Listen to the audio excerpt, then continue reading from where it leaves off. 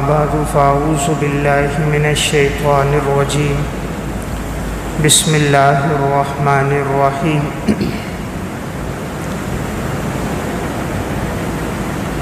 وقال النبی صلی اللہ علیہ وسلم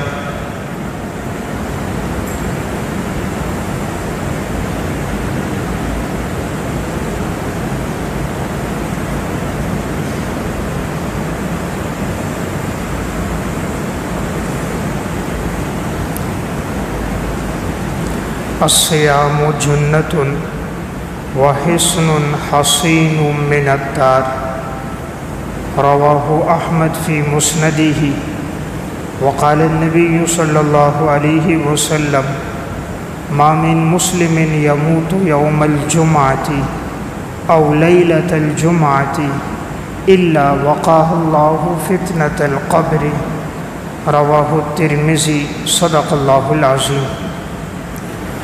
احادیث مبارکہ اور سلف کے واقعات کے تناظر میں 30 ایسے اعمال کا تذکرہ ملتا ہے کہ جس کو اختیار کر لینے سے انسان عذاب قبر سے محفوظ رہتا ہے۔ قبر کا عذاب اور قبر میں راحت یہ برحق ہے، احادیث مبارکہ سے بھی ثابت ہے۔ قرآن کریم کی متعدد آیات میں بھی اللہ تعالیٰ نے قبر کا تذکرہ فرمایا ہے۔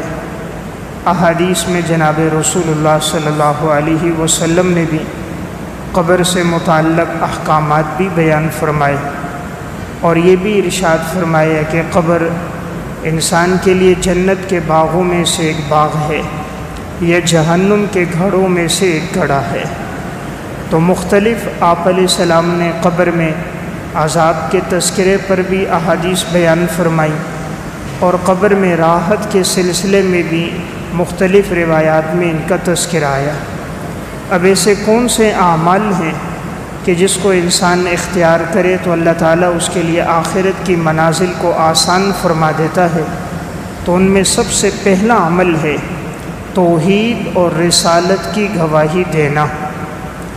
توحید و رسالت کی گواہی دینا یعنی اللہ رب العزت کو اکیلا ماننا، اللہ کے ساتھ کسی کو شریک نہ ٹھہرانا، اور جناب رسول اللہ صلی اللہ علیہ وسلم کی رسالت کا اقرار کرنا اور آپ کو آخری نبی تسلیم کرنا۔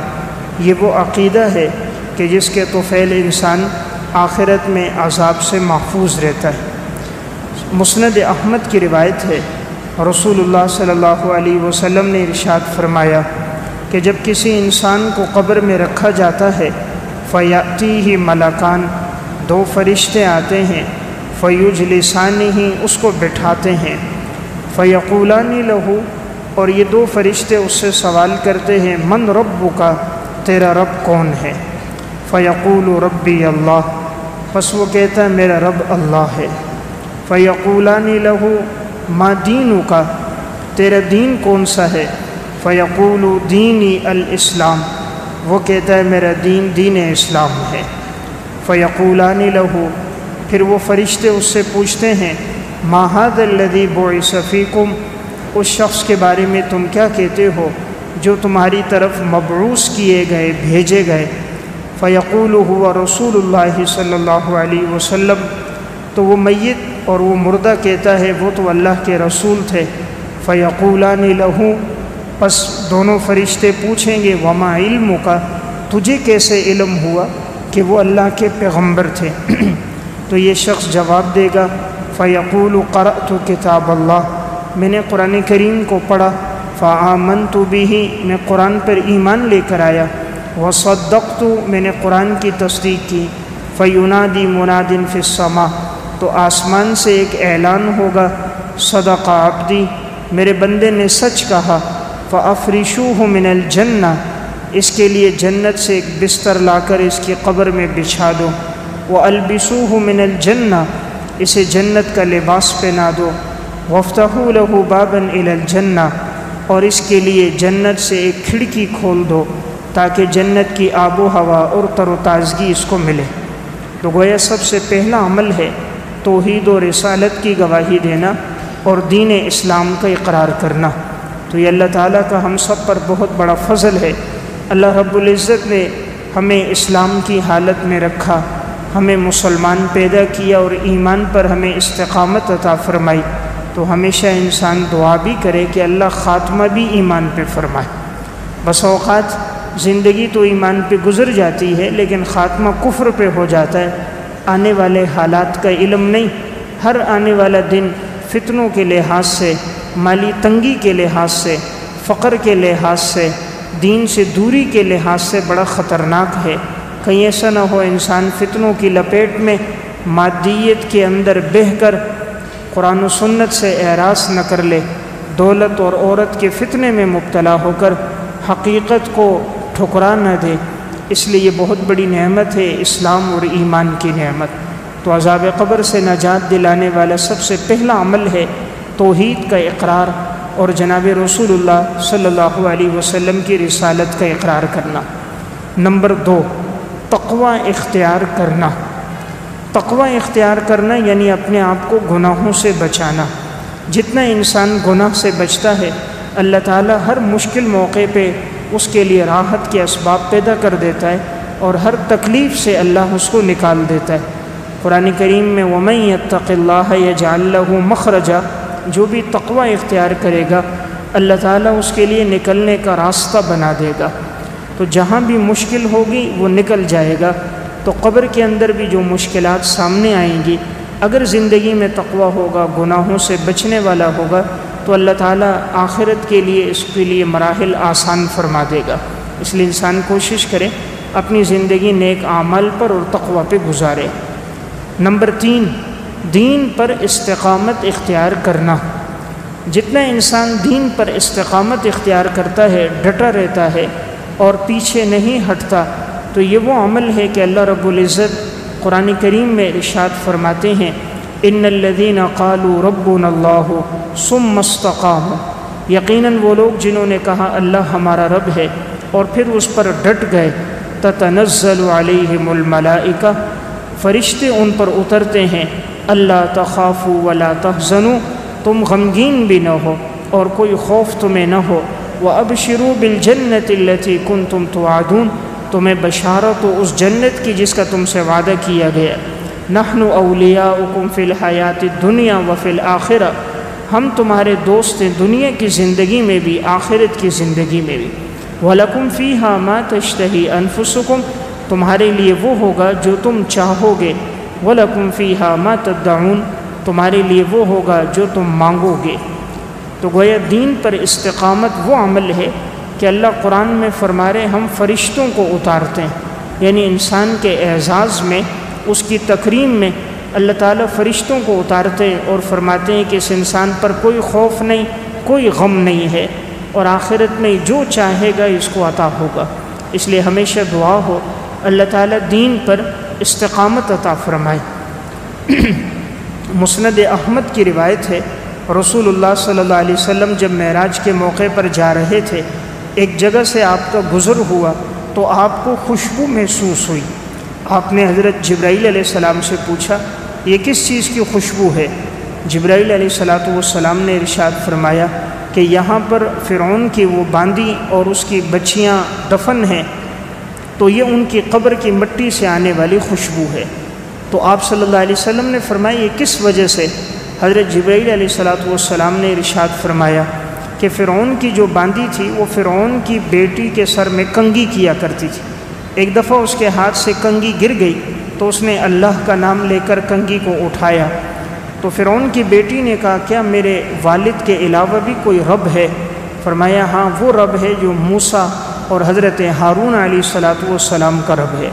اس نے جا کر فرعون کو بتا دیا کہ یہ تو موسیٰ اور ہارون کے رب کو رب مانتی ہے۔ فرعون بدبخت نے اس باندی سے کہا اگر تم باز نہ آئی تو میں تیل گرم کر کے تمہیں جھلسا دوں گا۔ تو اس نے خوب تیل بھڑکایا، بھڑکانے کے بعد اس عورت کی بچیاں تھیں چھوٹی چھوٹی، تو وہ ایک ایک کو اپنے کارندوں سے کہتا وہ پکڑ کے لاتے اور کھولتے ہوئے گرم تیل میں ڈال دیتے، تو اس کا جسم یوں جل جاتا جس طرح کہ آدمی تیل میں کوئی مچھلی ڈالے تو وہ مچھلی بھن جاتی ہے گرم تیل میں، اس طرح ان بچوں کا جسم بھن گیا۔ ایک شہید ہوا، دوسرا ہوا، لیکن یہ ماں اپنے ایمان سے پیچھے نہ ہٹی۔ اب اس کے دودھ پیتا بچہ تھا، فرعون نے کہا اس کو بھی کھینچ کر ڈالو، تو جب وہ ڈالا گیا تو اب اللہ تعالیٰ نے اس بچے کو قوت گویائی دے دی۔ اس نے اپنی ماں سے کہا اماں جی صبر کرو، انشاءاللہ آگے جنت میں ہماری ملاقات ہوگی۔ تو پھر ماں کو اللہ نے صبر دے دیا۔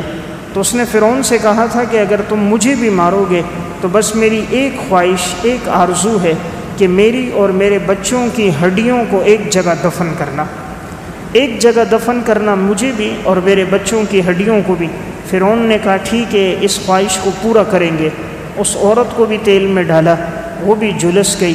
اس کے بعد ان کی ہڈیوں کو جس جگہ دفنایا گیا، تو یہ مسند احمد کی روایت ہے، تو جب آپ صلی اللہ علیہ وسلم وہاں سے معراج کے موقع پر گزرے ہیں تو آپ کو اس قبر سے خوشبو آنے لگی تھی، تو اللہ تعالیٰ نے اس کی قبر کو معطر کر دیا کہ اس نے دین کے لیے اپنے اور اپنے بچوں کی قربانی دی تھی۔ تو یہ ہے دین پر استقامت، ڈٹ جانا، حالات جیسے بھی آئے انسان ایمان سے پیچھے نہ ہٹے، یہ اللہ کی بہت بڑی نعمت ہے۔ تو اس لیے ایک عمل جو عذاب قبر سے آخرت میں انسان کی نجات کا ذریعہ ہے، وہ ہے ایمان پر استقامت اختیار کرنا۔ نمبر 4، 5 نمازوں کا اہتمام کرنا۔ جو آدمی 5 نمازوں کا اہتمام کرے، اللہ تعالیٰ اس کے لیے آخرت کی منازل آسان فرما دیتا ہے، اس لیے کہ سب سے پہلے جو سوال ہم سب سے ہونے والا ہے قبر میں، آخرت میں، وہ نماز کے بارے میں ہے۔ سنن ترمذی کی روایت ہے، نبی اکرم صلی اللہ علیہ وسلم نے ارشاد فرمایا ان اول ما یحاسب بہ العبد یوم القیامہ، سب سے پہلے جس چیز کے بارے میں انسان سے قیامت کے دن حساب ہوگا، من عملہ صلاتہ، انسان کے اعمال میں سے وہ اس کی نماز ہے۔ فإن صلحت فقد افلح وانجح، پس اگر نماز درست ہوئی یقیناً وہ شخص کامیاب ہو گیا، اس نے فلاح پا لی۔ تو سب سے پہلا سوال نماز کے بارے میں ہونا ہے، تو جس کی نمازیں مکمل ہیں اس کے لیے آخرت کی مراحل منازل آسان ہیں۔ اللہ نے کرے نمازیں اگر مکمل نہیں، اس میں کمی کوتاہی ہے، تو پھر آخرت میں جو عذاب ہونے والا ہے اس کا بنیادی سبب وہ یہی بنے گا۔ امام ذہبی رحمۃ اللہ علیہ نے الکبائر میں ایک واقعہ لکھا۔ ایک نوجوان عبد الملک بن مروان کے پاس آیا اور اس نے اپنا خواب سنایا کہ میں نے مختلف لوگوں کو میں نے دیکھا ہے قبر میں کہ ان کو عذاب ہو رہا ہے۔ تو اس شخص پر بڑی ہیبت طاری تھی، خوف طاری تھا۔ اس نے کہا تو نے کیا خواب دیکھا ہے؟ اس نے کہا تھا میں نے خواب میں دیکھا کہ ایک قبر کھولی گئی، تو میں نے ایک شخص کو دیکھا کہ اس کا چہرہ قبلے سے بالکل پھرا ہوا ہے، تو میں گھبرا کے بھاگنے لگا۔ تو مجھ سے کسی نے خواب میں کہا تو پوچھتا نہیں ہے ہم نے اس کے چہرے کو کیوں قبلے سے پلٹ دیا؟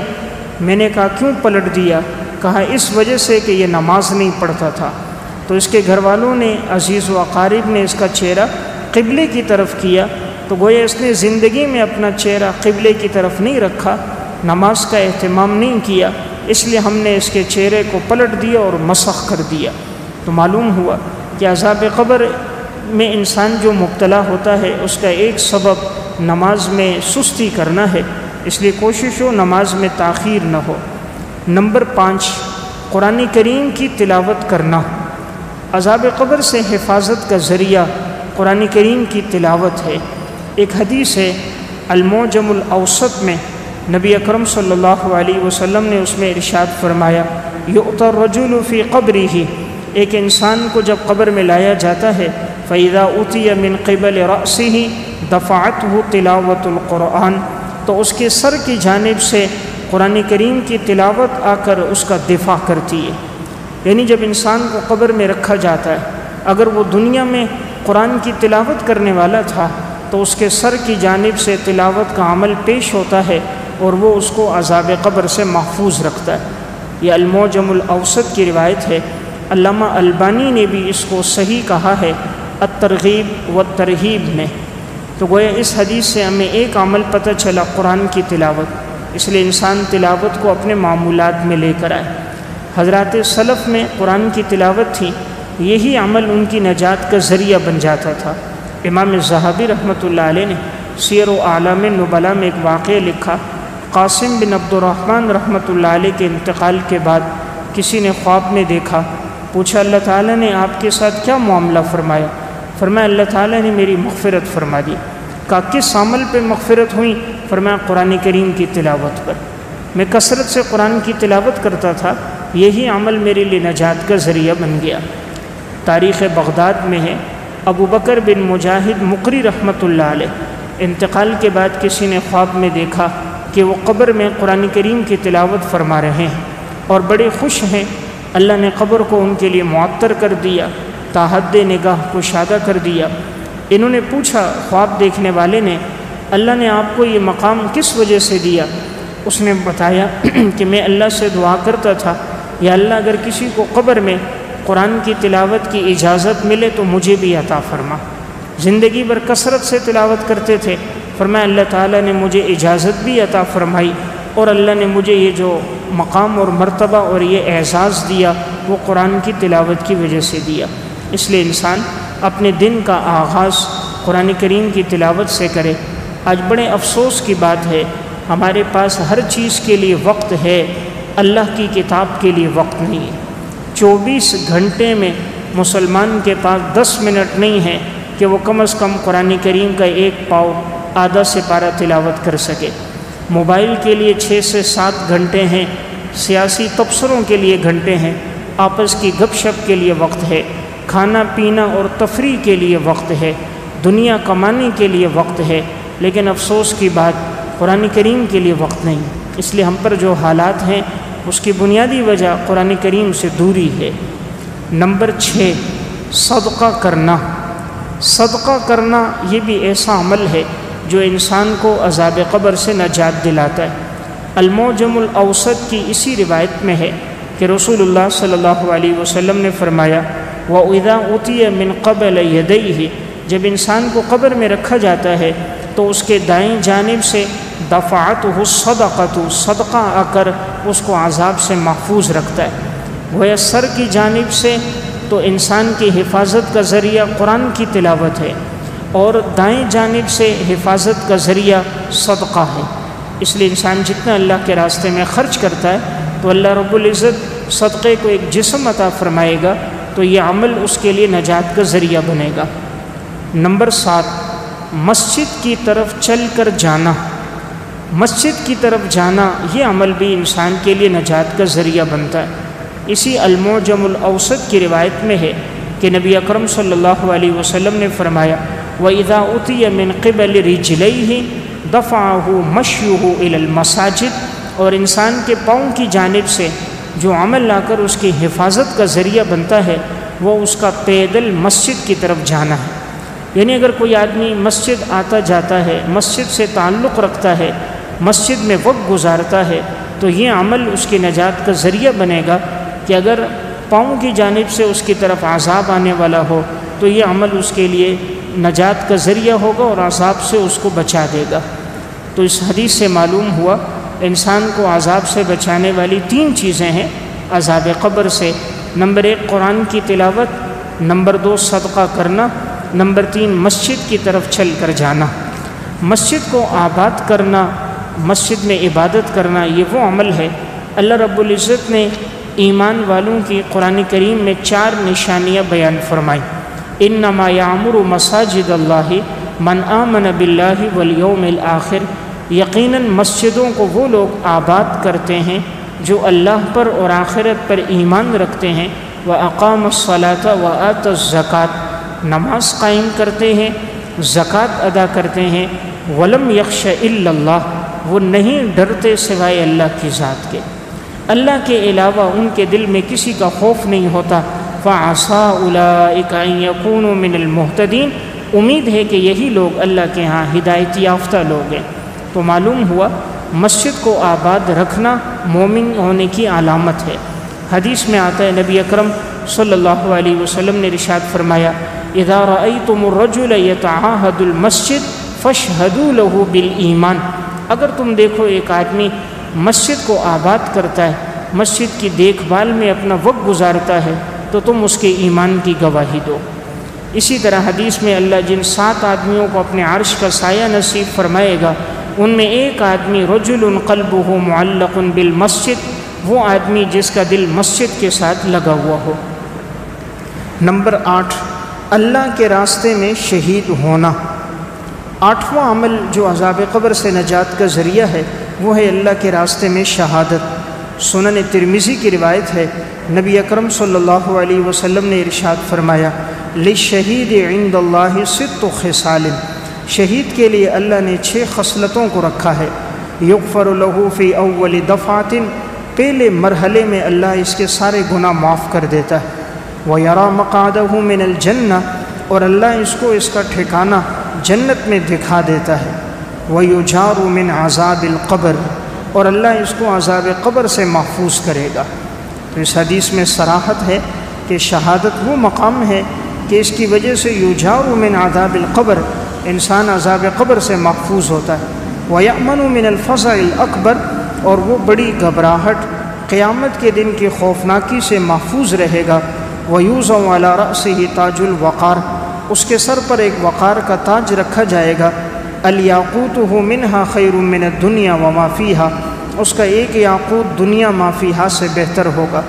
وَيُزَوَّجُ 72 زَوْجَةً مِنَ الْحُورِ الْعِينِ، 72 حوروں سے اس کا نکاح کرایا جائے گا۔ وَيُشَفَّعُ فِي 70 مِنْ أَقَارِبِهِ، اور اس کے رشتہ داروں میں 70 آدمیوں کے بارے میں اس کی سفارش کو قبول کیا جائے گا۔ تو 8واں عمل اللہ کے راستے میں شہادت ہے۔ 9واں عمل اللہ کے راہ میں پہرا دینا۔ اگر کوئی اللہ کے راستے میں پہرا دیتا ہے، میدان جنگ میں پہرا دیتا ہے، تو یہ وہ عمل ہے جو عذاب قبر سے حفاظت کا ذریعہ ہے۔ سنن ابی داؤد کی روایت ہے، رسول اللہ صلی اللہ علیہ وسلم نے ارشاد فرمایا، کل المیت یختم علی عملہ الا المرابط، ہر انسان کا عمل ختم ہو جاتا ہے اس کی موت کے ساتھ، سوائے وہ جو اللہ کے راستے میں پہرا دے۔ فإنہ ینمو لہ عملہ الی یوم القیامہ، اس کا عمل بڑھتا رہتا ہے، قیامت تک بڑھتا رہے گا۔ ویؤمن من فتان القبر، اور اللہ تعالیٰ اس کو قبر کی آزمائشوں سے، فتنوں سے محفوظ میں رکھے گا۔ تو اس سنن ابی داؤد کی اس روایت میں آپ صلی اللہ علیہ وسلم نے عذاب قبر سے نجات کا ایک عمل جو بیان فرمایا وہ ہے اللہ کے راستے میں پہرا دینا۔ نمبر 10، پیٹ کی بیماری میں انتقال ہو جانا۔ اگر کسی آدمی کو پیٹ کی بیماری ہو، دست کی بیماری تھی اس میں انتقال ہو گیا، یا کوئی اور پیٹ کی بیماری تھی اس میں انتقال ہو گیا، تو یہ بیماری بھی انسان کو عذاب قبر سے محفوظ رکھتی ہے۔ سنن ترمذی کی روایت ہے، نبی اکرم صلی اللہ علیہ وسلم نے ارشاد فرمایا، من قتلہ بطنہ لم يعذب فی قبرہ، کہ جس کی پیٹ کی بیماری نے اسے قتل کر دیا، اسے موت آ گئی اس وجہ سے، تو اس کو عذاب نہیں دیا جائے گا قبر میں، یعنی وہ قبر کے عذاب سے محفوظ رہے گا اگر کسی کا اس بیماری میں انتقال ہو گیا۔ نمبر 11، سورہ ملک کی تلاوت کرنا۔ 11واں عمل جو انسان کی نجات کا ذریعہ ہے وہ سورہ ملک کی تلاوت کرنا، کہ انسان اس کا اہتمام کرے، خصوصاً رات سوتے وقت سورہ ملک کی تلاوت کر کے سوئے۔ تو حدیث میں اس کی بڑی بشارت اور فضیلت بیان ہوئی ہے کہ جو آدمی یہ عمل کرتا ہے تو اللہ تعالیٰ اس کو قبر کے عذاب سے محفوظ رکھتا ہے۔ سنن ترمذی کی ایک روایت ہے، حضرت عبداللہ ابن عباس فرماتے ہیں، نبی اکرم صلی اللہ علیہ وسلم کے صحابہ میں سے چند صحابہ اکرام تھے، ایک دفعہ وہ رات کو چلے تو ایک جگہ پر انہوں نے پڑاؤ ڈالا، انہوں نے ایک جگہ خیمہ لگایا، انہیں معلوم نہیں تھا کہ نیچے قبر ہے، کیونکہ قبر کے اوپر نشانات نہیں تھے، اوپر قبر کی عمارت نہیں تھی، زمین بالکل برابر تھی، تو ایسا نہیں لگتا تھا کہ نیچے کوئی قبر ہوگی، اور وہ قبرستان کی جگہ بھی نہیں تھی۔ تو صحابہ اکرام نے وہاں پر خیمہ لگایا اور رات اسی خیمے میں تھے۔ تو اب کچھ رات کا وقت جب گزر گیا تو انہیں نیچے زمین سے سورہ ملک کی تلاوت کی آواز آنے لگی۔ تو جب انہوں نے سنا تو کوئی سورہ ملک کی تلاوت کر رہا تھا۔ اب یہ صبح آئے، آپ صلی اللہ علیہ وسلم کو یہ بات بیان فرمائی کہ ہم نے اس طرح آواز سنی ہے کہ کوئی قبر زمین کے نیچے سے آواز آ رہی تھی اور کوئی سورہ ملک پڑھ رہا تھا اور اس نے مکمل یہ سورت تلاوت کی۔ تو آپ صلی اللہ علیہ وسلم نے اس موقع پہ ارشاد فرمایا ہی المانعۃ ہی المنجیۃ تنجیہ من عذاب القبر، کہ یہ صورت ایسی ہے جو اللہ کے عذاب کو روکنے والی ہے، قبر کے عذاب کو روکنے والی ہے اور انسان کو عذاب قبر سے نجات دلانے والی ہے۔ اس لیے انسان کوشش کرے کہ رات سوتے وقت سورہ ملک کی تلاوت کر کے سوئے۔ یہ 29ویں سپارے کی سب سے پہلی صورت ہے اور اس کے پڑھنے میں 4 سے 5 منٹ لگتے ہیں، تو مختصر وقت لگتا ہے اور فضیلت اس کی بہت زیادہ ہے۔ نمبر 12، روزے رکھنا۔ روزہ رکھنا یہ وہ عمل ہے کہ جو انسان کو قبر کے عذاب سے محفوظ رکھتا ہے۔ مسند احمد کی روایت ہے، نبی اکرم صلی اللہ علیہ وسلم نے فرمایا الصیام جنۃ، روزہ رکھنا ڈھال ہے، وحصن حصین من النار، اور یہ ایک مضبوط قلعہ ہے جو انسان کو جہنم کے عذاب سے محفوظ رکھے گا، یعنی اس کے طفیل انسان عذاب سے بچا رہتا ہے۔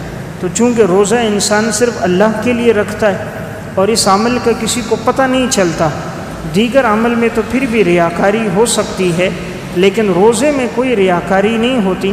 جب تک انسان نہ بتائے تو دوسرے کو پتہ نہیں چلتا، اور انسان اللہ کی خاطر اتنی طویل مشقت اور بھوک برداشت کرتا ہے 10-12 گھنٹے تک۔ اس لیے اللہ تعالیٰ نے اس عمل کی فضیلت اتنی بیان فرمایا کہ جو میرے لیے روزہ رکھے گا، اللہ فرماتے میں ہی اس کو بدلہ عطا فرماؤں گا۔ نمبر 13، جمعے کی رات یا جمعے کے دن میں وفات پانا، یعنی شب جمعہ میں کسی کا انتقال ہو جائے یا جمعے کے دن انتقال ہو جائے یا شب جمعہ اس کی قبر میں آ جائے تو یہ عذاب قبر سے نجات کا ذریعہ ہے۔ سنن ترمذی کی روایت ہے، نبی اکرم صلی اللہ علیہ وسلم نے ارشاد فرمایا ما من مسلم یموت یوم الجمعۃ، نہیں کوئی مسلمان کہ اس کا جمعے کے دن انتقال ہو، او لیلۃ الجمعہ یا شب جمعے میں انتقال ہو، الا وقاہ اللہ فتنۃ القبر، مگر اللہ اس کو قبر کے عذاب سے محفوظ رکھتا ہے۔ اس لیے اگر کسی کا شب جمعے میں انتقال ہو یا جمعے میں، تو کوشش کرنی چاہیے شب جمعے میں ہے تو شب جمعے میں ہی اس کی تدفین ہو جائے، جمعے میں ہے تو جمعے کے دن ہی تدفین ہو جائے، بلا وجہ میت کو روک کے رکھنا 1-2 دن تک اور پھر اس کو جمعہ نصیب نہ ہو اور ہفتے کا دن شروع ہو جائے، اس سے انسان اجتناب کرے۔ تو اس لیے یہ بڑی فضیلت کی بات ہے کہ اگر کسی کا شب جمعہ یا جمعے میں انتقال ہو اور یہ رات اس کی قبر میں آ جائے تو عذاب قبر سے محفوظ ہوگا۔ یہ سنن ترمذی کی حسن درجے کی روایت ہے۔ نمبر 14واں عمل جو انسان کی نجات کا ذریعہ بنتا ہے وہ ہے میت کے لیے استغفار کرنا۔ سنن ابی داؤد کی روایت ہے، نبی اکرم صلی اللہ علیہ وسلم یہ فرمایا کرتے تھے کہ جب انسان میت کی تدفین سے فارغ ہو جائے تو وہاں قبر کے قریب کھڑے ہو کر میت کے لیے استغفار کرے، دعا کرے، اس لیے کہ ابھی مردے سے سوال و جواب شروع ہونے والا ہے، تو یہ عمل اس کے لیے نجات کا ذریعہ بن جاتا ہے۔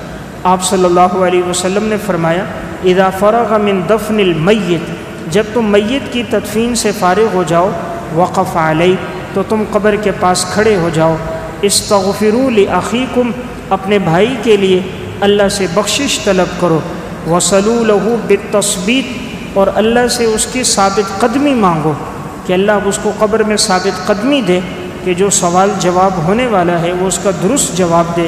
فَإِنَّهُ الْآنَ يُسْأَلُ، کیونکہ ابھی اس سے قبر میں سوال ہونے والا ہے۔ اس لیے تدفین کے بعد اگر باقی لوگ چلے بھی جائیں تو جو میت کے قریبی ہیں، رشتہ دار ہیں، خصوصاً بیٹا ہے، بھائی ہے، والد ہے، شوہر ہے، انہیں چاہیے کہ وہ قبر کے قریب ہوں اور میت کے لیے استغفار کرتے رہیں، دعا کرتے رہیں کہ اللہ تعالیٰ سوال کے جواب میں ان کو استقامت عطا فرمائے۔ نمبر 15، مخلوق خدا پر احسان کرنا۔ اللہ تعالیٰ کی مخلوق پر احسان کرنا، حسن سلوک کرنا، یہ بھی وہ عمل ہے جو انسان کی نجات کا ذریعہ بنتا ہے۔ صحیح مسلم کی روایت ہے، رسول اللہ صلی اللہ علیہ وسلم نے ارشاد فرمایا من نفس عن مؤمن قربۃ من قرب الدنیا نفس اللہ عنہ قربۃ من قرب یوم القیامہ، جو کسی مسلمان سے تکلیف کو دور کرے گا دنیا میں، اللہ تعالیٰ قیامت کے بڑی بڑی تکلیفوں کو اس سے دور فرما دے گا۔ وَمَن يَسَّرَ عَلَى مُعْسِرٍ يَسَّرَ اللَّهُ عَلَيْهِ فِي الدُّنْيَا وَالْآخِرَةِ، جو کسی تنگ دست کے لیے اور مشکل میں پڑے ہوئے آدمی کے لیے آسانی کرے گا، اللہ دنیا اور آخرت میں اس کے لیے آسانی کرے گا۔ وَاللَّهُ فِي عَوْنِ الْعَبْدِ مَا كَانَ الْعَبْدُ فِي عَوْنِ أَخِيهِ، اللہ تعالیٰ اس وقت تک بندے کی مدد کرتا ہے جب تک بندہ اپنے بھائی کی مدد میں لگا رہتا ہے۔ تو وہ اس حدیث سے ہمیں یہ بات معلوم ہوئی، اگر کوئی کسی سے دنیا میں تکلیف کو دور کرے گا، اللہ تعالیٰ اس سے دنیا اور آخرت میں تکلیفوں کو دور کرے گا۔ اور اگر تنگ دست سے وہ پریشانی کو اور اس پر اگر کوئی قرضہ ہے اس سے اس کو نجات دلائے گا یا تخفیف کرے گا تو یہ عمل بھی اس کے لیے نجات کا ذریعہ بنے گا۔ نمبر 16، عذاب قبر سے بچنے کی ادعیہ مأثورہ کا اہتمام کرنا، کہ جو مسنون دعائیں ہیں انسان اس کا اہتمام کرے، ان کو پڑھتا رہے، تو یہ مسنون دعائیں بھی انسان کو عذاب قبر سے محفوظ رکھتی ہیں۔ رسول اللہ صلی اللہ علیہ وسلم خود بھی مسنون دعا پڑھتے تھے اور عذاب قبر سے پناہ مانگتے تھے۔ صحیح بخاری کی روایت ہے، آپ صلی اللہ علیہ وسلم دعا فرماتے تھے، اللہم انی اعوذ بک من عذاب القبر، اے اللہ میں تجھ سے پناہ مانگتا ہوں عذاب قبر سے، وَأَعُوذُ بِكَ مِن فِتْنَةِ الْمَسِيحِ الدَّجَّالِ، اور دجال کے فتنے سے یا اللہ میں تیری پناہ میں آتا ہوں، وَأَعُوذُ بِكَ مِن فِتْنَةِ الْمَحْيَا وَالْمَمَاتِ، زندہ اور مردوں کے فتنے سے یا اللہ تیری پناہ میں آتا ہوں، اللہم انی اعوذ بک من المأثم والمغرم، اور اے اللہ میں گناہ سے اور قرض سے تیری پناہ میں آتا ہوں۔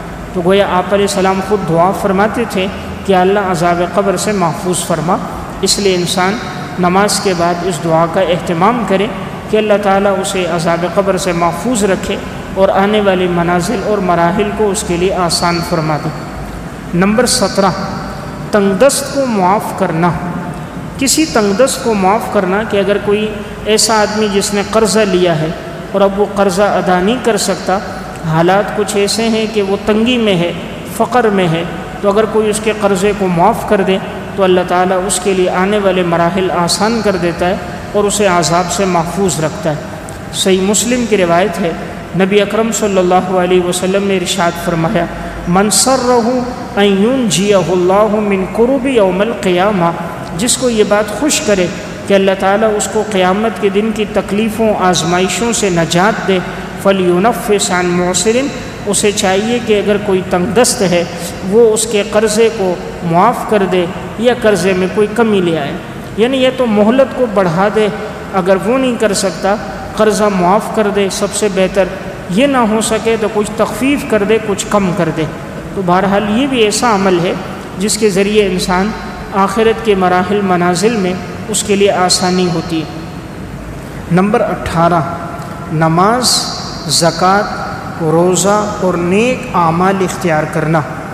نماز کا اہتمام، روزے کا، زکوٰۃ کا اور نیک اعمال کا، یہ وہ اعمال ہیں جس کے ذریعے انسان آخرت میں قبر میں عذاب سے محفوظ رہتا ہے۔ نبی اکرم صلی اللہ علیہ وسلم نے ارشاد فرمایا، یہ صحیح ابن حبان کی روایت ہے، ان المیت اذا وضع فی قبرہ، جب کسی انسان کو قبر میں رکھا جاتا ہے، انہ یسمع خفق نعالہم، تو یہ مردہ زندوں کی قدموں کی آہٹ بھی سنتا ہے۔ آپ نے فرمایا فَإِن كَانَ مُؤْمِنًا كَانَتِ الصَّلَاةُ عِنْدَ رَأْسِهِ، مومن ہو تو نماز اس کے سر کی جانب، وَكَانَ الصِّيَامُ عَنْ يَمِينِهِ، روزہ دائیں جانب، وَكَانَتِ الزَّكَاةُ عَنْ شِمَالِهِ، زکوٰۃ بائیں جانب، وَكَانَ فِعْلُ الْخَيْرَاتِ مِنَ الصَّدَقَةِ وَالصِّلَةِ وَالْمَعْرُوفِ وَالْإِحْسَانِ إِلَى النَّاسِ عِنْدَ رِجْلَيْهِ، اور صدقہ کرنا، صلہ رحمی کرنا، لوگوں کے ساتھ حسن سلوک سے پیش آنا، یہ عمل اس کے پاؤں کی جانب سے آئے گا اور اس کے لیے نجات کا ذریعہ بنے گا۔ معلوم ہوا کہ نیک اعمال یہ انسان کو دنیا میں بھی نفع دیتے ہیں اور قبر میں بھی اللہ ان کو ایک جسم عطا فرمائے گا اور یہ انسان کی حفاظت کریں گے۔ تو یہ روایت امام ابن حبان نے اپنی کتاب صحیح ابن حبان میں نقل کی ہے۔ علامہ البانی نے بھی صحیح الترغیب و ترہیب میں اس کو حسن قرار دیا ہے۔ نمبر 19، دعاؤں کا اہتمام کرنا۔ جتنی کثرت سے انسان اللہ سے دعا کرتا رہتا ہے تو اللہ رب العزت اس سے خوش ہوتے ہیں اور آخرت میں اللہ رب العزت اسے عذاب سے محفوظ فرماتے ہیں۔ قرآن کریم میں اللہ رب العزت فرماتے ہیں وَقَالَ رَبُّكُمُ ادْعُونِي أَسْتَجِبْ لَكُمْ، تم لوگ مجھے پکارو میں تمہاری پکار کو قبول کروں گا۔